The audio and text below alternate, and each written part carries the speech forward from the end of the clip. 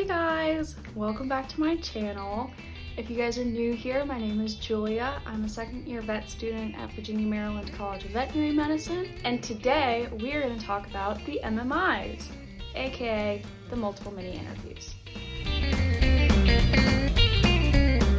So, today I'm going to share some tips and tricks for how I prepared for my multiple mini interviews at the vet school here. However, I hope that this video will be useful to both incoming medical students and incoming veterinary students during the application and interview process to get into your desired school. To start things off, I wanted to give a little bit of a rundown for the process of the multiple mini interviews, basically how they work, how the timing works, and what you can expect. So something to keep in mind is when I did my multiple mini interviews, they were in person. So this year, during 2021, also throughout the cycle with 2022, I'm not entirely sure which schools are going to be doing them in person and which are going to be doing them virtually. What I can say is that hopefully the entire aspect of the multiple mini interviews will be relatively the same whether you are in person or not. So the process is basically you have 1 to 2 minutes to read a prompt, you have about 6 to 8 minutes to respond to that prompt, and you have about 6 to 8 to maybe 10 stations of each of these prompts. So this all varies per school, so your school should tell you beforehand what to expect, and then you can kind of prepare accordingly. So my first and foremost tip for preparing for the multiple mini interviews is to get this wonderful book. This is not sponsored. I will add an affiliate link in the description box below. However, this is my raw and true honest opinion of the fact that this book saved my life in the multiple mini interviews. Basically, the rundown of this book is it gives you, the most important rundown of this book is it gives you a bunch of prompts. It basically tells you what character traits the prompts are trying to bring out of you and have you express, and then they'll give you a good answer and they'll give you a bad answer. So an example prompt that I thought was really helpful to work with was a situation where it's called an acting station / scenario-based question. So the prompt is, you are a college student. You don't have a car, but a classmate and friend of yours, Lauren, recently got a new car. You asked to borrow her car to go buy groceries, as it's very cold outside and you normally need to walk 15 minutes to catch a bus to the grocery store. She is reluctant at first because this is her new car. However, since you are a close friend of hers, she agrees. As you are driving the car out of Lauren's underground parking garage, you are momentarily distracted by your phone ringing, and the front of the car accidentally hits a pillar. The damage is obvious. You stop the car to go speak to Lauren.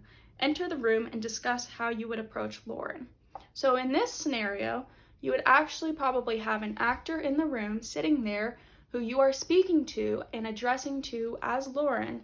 And basically what this prompt is trying to express, which the book will give you this information, are the themes that the school would be looking for if they were to give you a prompt like this. So the themes for this prompt are conflict of interest, conflict resolution, and professionalism, because we all know professionalism is very, very important in all fields of medicine and veterinary medicine. Following this prompt, they'll give you a bad answer and then they'll give you a good answer. The bad answer is usually something along the lines of just simply stating your opinion, but not really actually backing it up with any reasoning. And that's something that you want to make sure that you do try to avoid, because you always want to have a good, thorough reasoning for why you are giving the answer that you are giving. And usually the bad answers are a little silly because they want to give you an example of what not to do.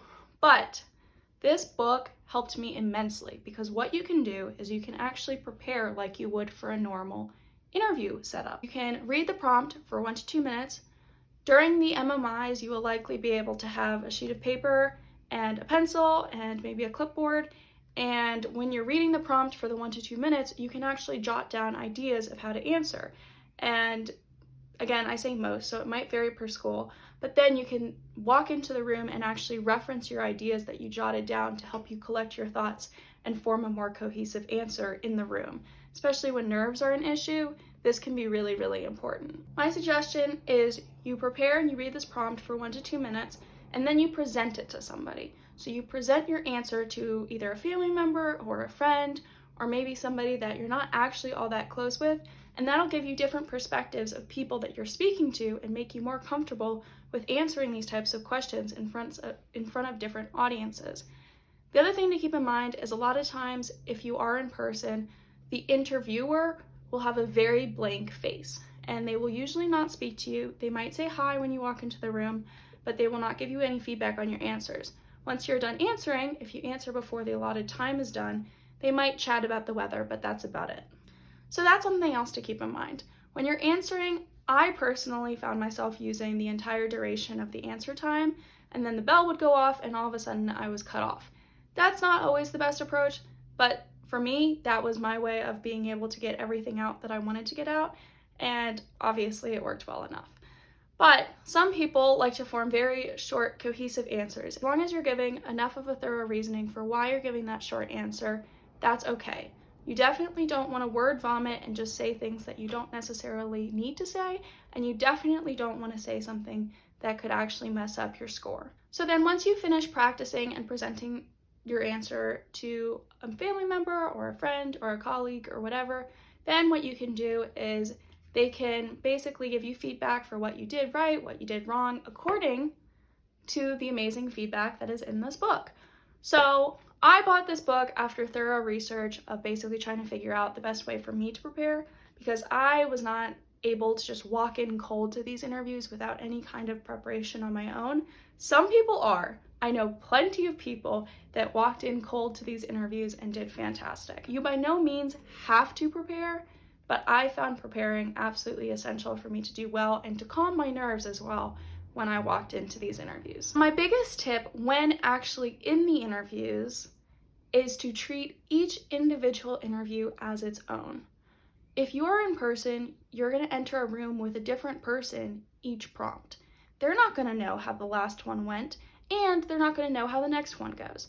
All they know is what you are currently saying in the moment. So something that's really, really huge to keep in mind is if you completely blank or you say something bad in the last one and you simply think that you messed up and it was the worst thing you've ever done in the world, the biggest thing is to let it go. When you enter the next room, you need to be able to focus on the new prompt at hand and the new person that you are speaking to. If you are dwelling on the past, if you're dwelling on blanking, maybe not saying anything, or maybe word vomiting in the last prompt, you're simply not going to do well going forward. So something that's really, really important to keep in mind is to treat each individual interview as just that, an individual interview. I know that's easier said than done, but that's also why practicing is really important, because at the end of the day, if you do mess up, it's best to breathe and just move on. Most schools will allow for 1 or 2 interview stations to maybe not go all that well and still admit you into the program. So it is not the end all be all if one prompt completely stumps you. It will be the end all be all if you let that stump you on every single prompt afterwards. Now, my final tip in this segment is to breathe. Breathe. These things are intimidating, but they're also going to go by in the blink of an eye. I started it and finished it, and I have no idea where the time went. It was honestly, it varies per person, but for me, it was one of the quickest things I've ever done. And in some ways, as crazy as it sounds, they're actually pretty fun. And if you can somehow find a way to actually have fun with these interviews, these prompts are weird. They're interesting. They try to bring out different aspects of your character and personality than you just simply telling your story. And if you can have fun with it, and if you can kind of treat it a bit as a game, you're going to have a lot more enjoyable of an experience. And quite frankly, you're actually probably going to do a lot better on these as well. Anyways, I really hope that these tips, tricks, and my suggestion of this book helps you guys. Keep in mind, I'm always here to answer any questions and to support you guys. Remember that this book is not a sponsored review. I simply bought this because I desperately needed something to help me prepare for the multiple mini interviews, and it was a lifesaver. So I really hope you guys learned something from this. I hope that you guys absolutely kill your multiple mini interviews that you have coming up. And thank you for watching this video. As always, like, comment, and subscribe, and I'll see you guys next week. Bye, guys!